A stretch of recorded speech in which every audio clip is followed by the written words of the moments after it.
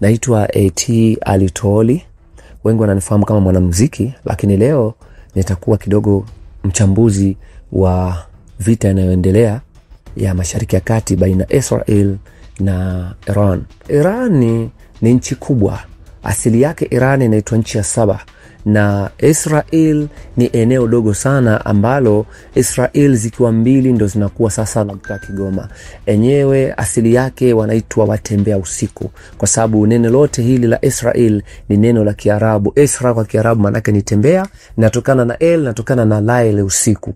Kwa hiyo hawa ni wa Israel, toka enzi zao walikuwa wakitembea usiku.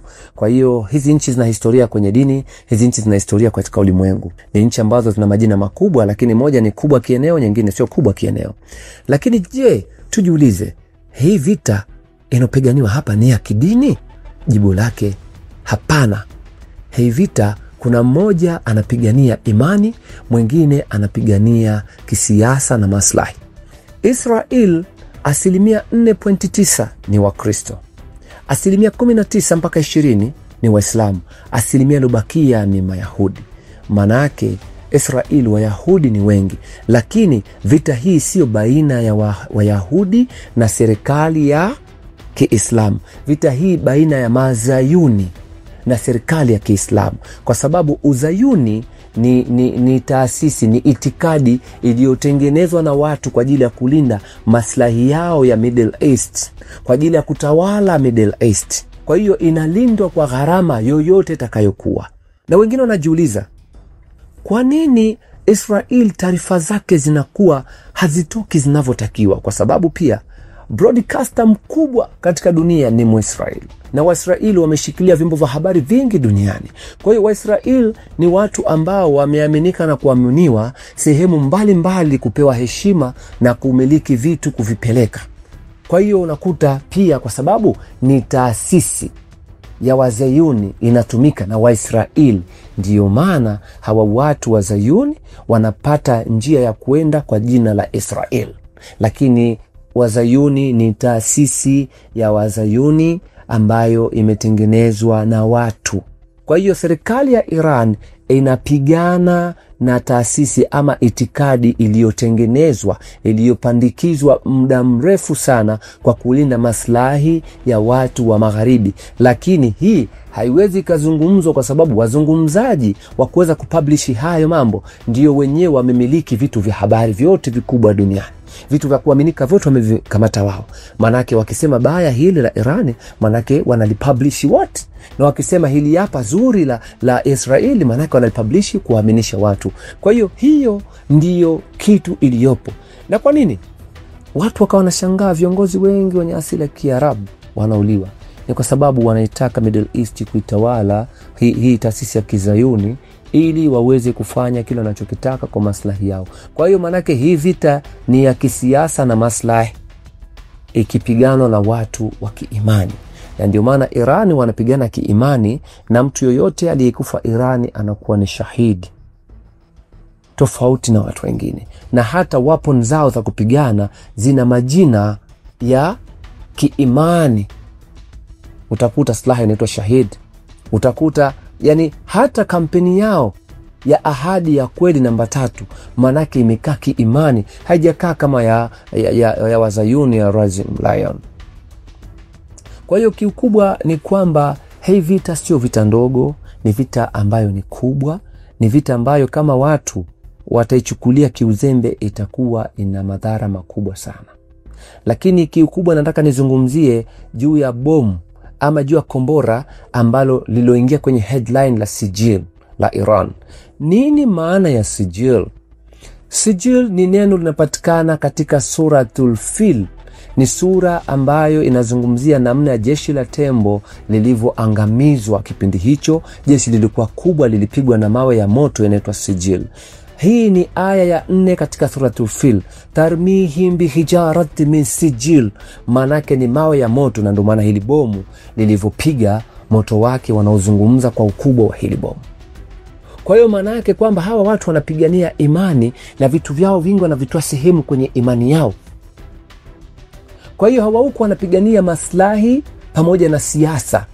Lakini sio vita baina ya Mayahudi na Waislamu wala Wakristo na Waislamu. Ni baina ya taasisi ya Kizayuni ambayo ni taasisi ya watu wanatengeneza maslahi yao binafsi.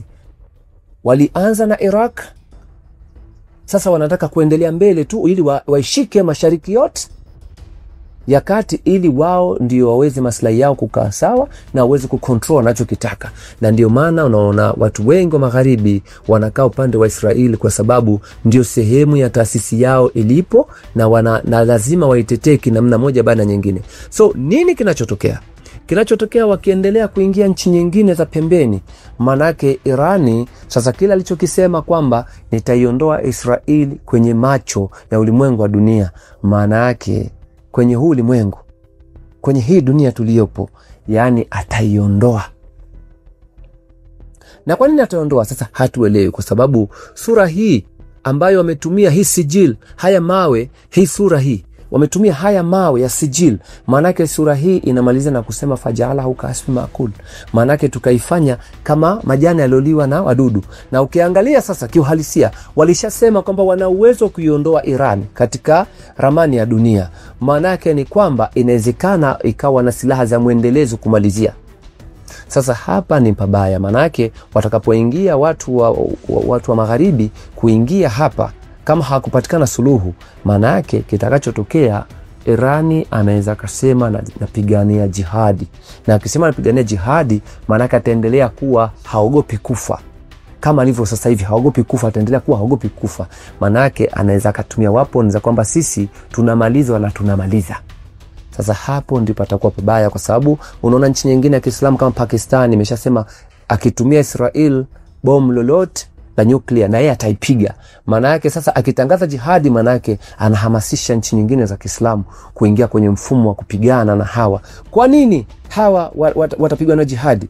Sio kwa sababu ya Mkristo, la, kwa sababu hata Trump alivyozungumza, sio kwa sababu Myahudi, la, hata Trump alipozungumza Irani acha vita, akasema Khomeini akasema haiwezekani Irani kushurutishwa na mtu yote. Kwa nini?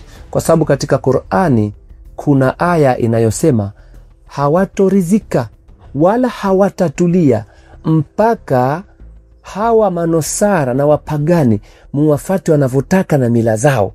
Manake Irani akisikiliza alichozungumza Trump, amemfuata anachokitaka, atakuwa karibu aya, atakuwa pigani imani.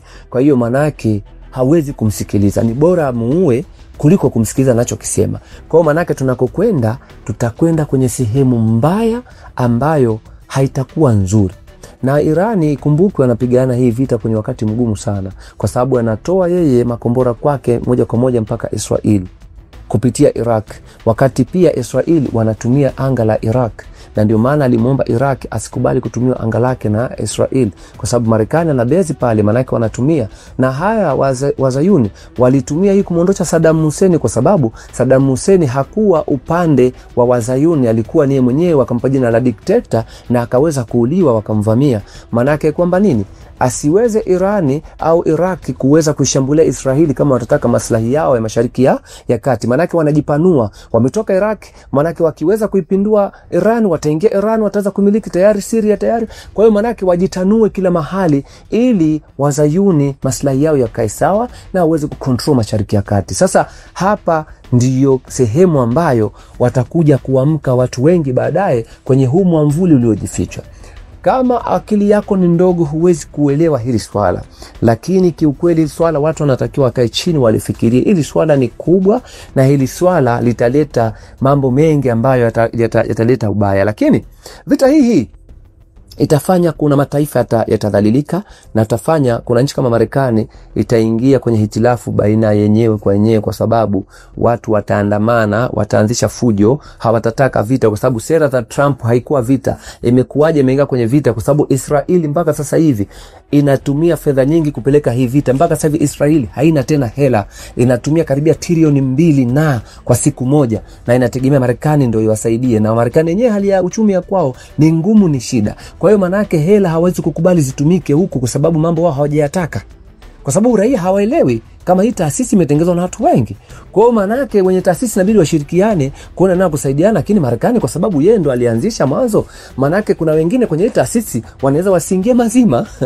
Kwa hiyo itakuja kuwa ni hasara kwa Marekani, lakini pia kwa sababu kuna mataifa mengine hayataki huu bepari wa mtu mmoja awe na kauli, manake pia wanaweza wakaingia Irani kwa ajili ya kujifichia, kuisaidia nguvu ili kuweza kufanyaje, kuishusha heshima nchi ambayo inajiona ni bingwa katika dunia. Kwa hiyo hii vita inaweza ikaleta mambo mengi sana, ikaleta matokeo tofauti sana.